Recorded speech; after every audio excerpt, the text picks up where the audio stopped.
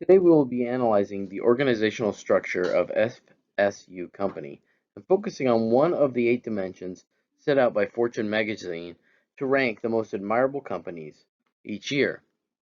We will take that one dimension and focus on it and discuss how we would change that dimension and improve the company's overall structure. Fortune magazine's 8 dimensions for the most admirable organizations are as follows: innovativeness, quality of management, people management, long-term investment value, financial soundness, wise use of corporate assets, social responsibility, community and environment, quality products and services. Out of the 8 elements, people management is what I've selected as where FSU needs the most improvement for the following reasons.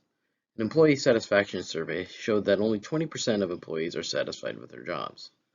Status of the job reviews refers to the fact that employees are only reviewed by their superiors. There is no employee review of their superiors so that the upper management would know whether what their visions and design and the structure is actually working and what being implemented by lower levels. Measurement of performance. Measurements of performance are still very old school performance guidelines, pretty much numbers created by upper management and corporate level, and then pushed down without any feedback from employees or lower level managers. Conflicting culture and ethics. The culture that the company provides is not being implemented by managers in the middle and lower levels, and part of this problem is because employees below them cannot review their superiors, and the upper management doesn't know that it's not being employed down below. And employee retention. A lot of turnover in FSU, and better people management would limit that. Ramifications of low morale and poor people management are as follows: low employee performance, low buy-in to the company's belief and organizational culture, unhappy employees, unhappy customers, low innovation, and high turnover.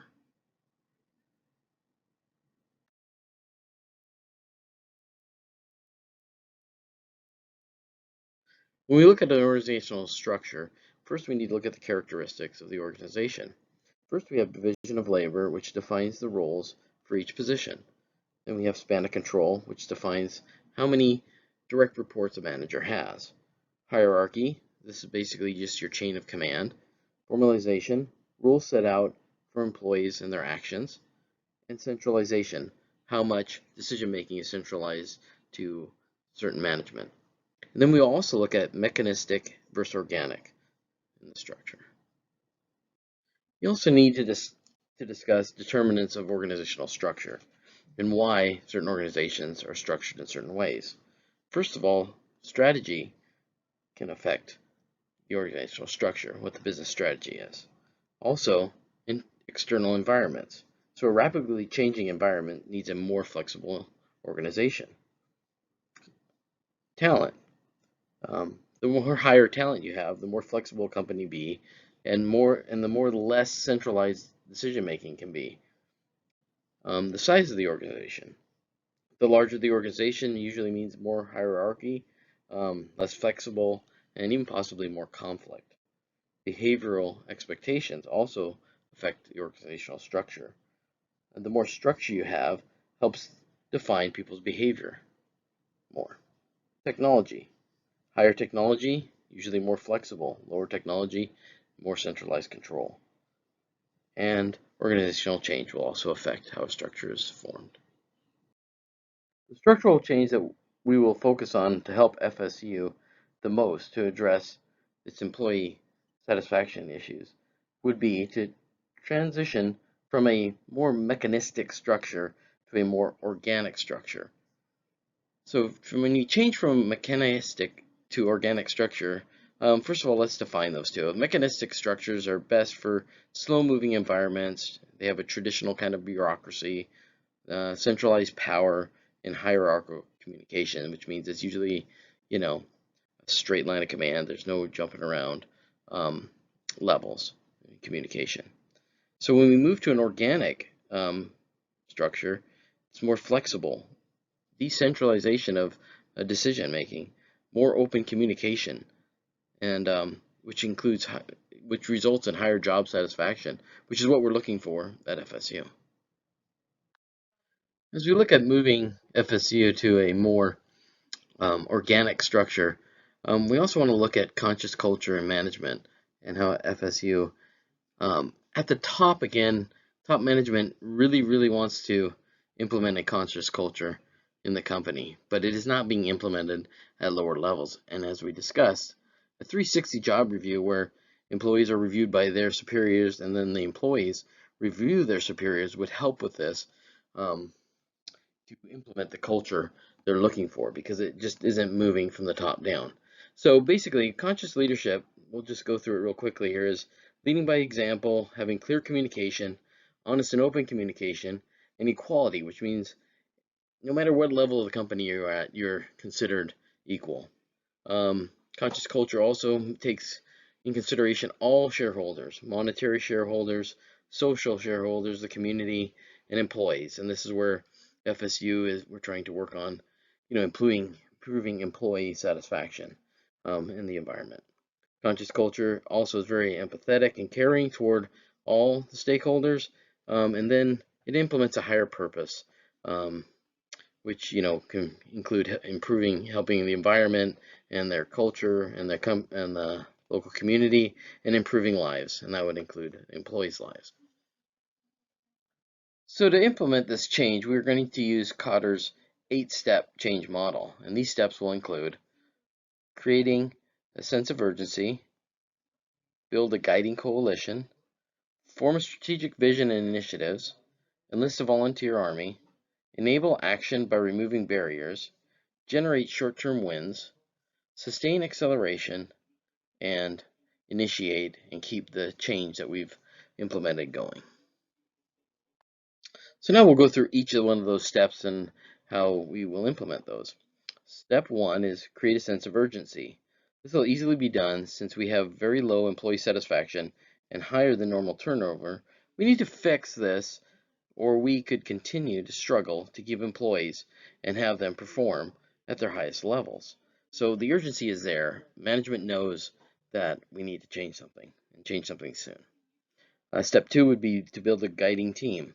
All management needs to be trained, brought in, and monitored to make sure they are practicing best practices and are implementing the new organic organizational structure and promoting openness and innovation. And this will be helped by the new 360 job reviews. Step 3 would be to form a strategic vision and initiatives. And fortunately for FSU, the company at the corporate level already has this in place, with corporate visions including straight talk, customers first, inclusiveness, employee work-home life balance, family first initiatives. They just are not being implemented at all levels, and the 360 job interviews will make sure that it is being implemented at all levels. Communicate for buy-in is step 4. Basically get a volunteer army, and that would be management, and all levels of employees need to be encouraged and rewarded for actions that match our new organic organizational structure. Step 5 will be to enable actions by removing barriers. We will implement open communication initiatives and 360-degree review policy. By having employees review their managers without repercussions, will ensure 100% compliance to the new organizational structures. Step 6, generate short-term wins. We'll highlight right behaviors and outcomes with recognition and rewards.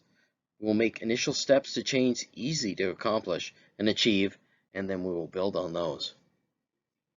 Step 7, sustaining acceleration. We will continue to encourage and reinforce relentlessly the new vision and change, and highlight how it is helping everyone, the company, the employees, and our customers. And then finally, step 8, make the change stick.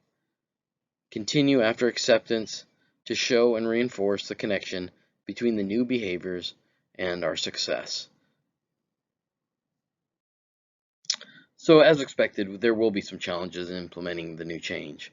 As far as organizational challenges, group inertia will probably be the biggest one. Some managers will be reluctant to change their management style to a more open and different style of management. On the personal side, old habits of management and how you do your job are difficult to change sometimes, and we will definitely be changing that. Fear of the unknown. All change brings an unknown piece to the future and how things will work. People have a different level of ability to handle change, and the unknown is the results of it.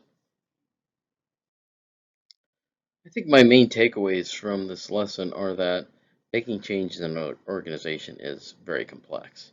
It can't just be, hey, we're going to do this. It takes, empowering people at all levels, showing people that change is beneficial to them is just so important, and that, everybody along all the levels needs to be empowered and listened to, or it just doesn't work. You can't just put slogans up on a wall, or have a meeting about it.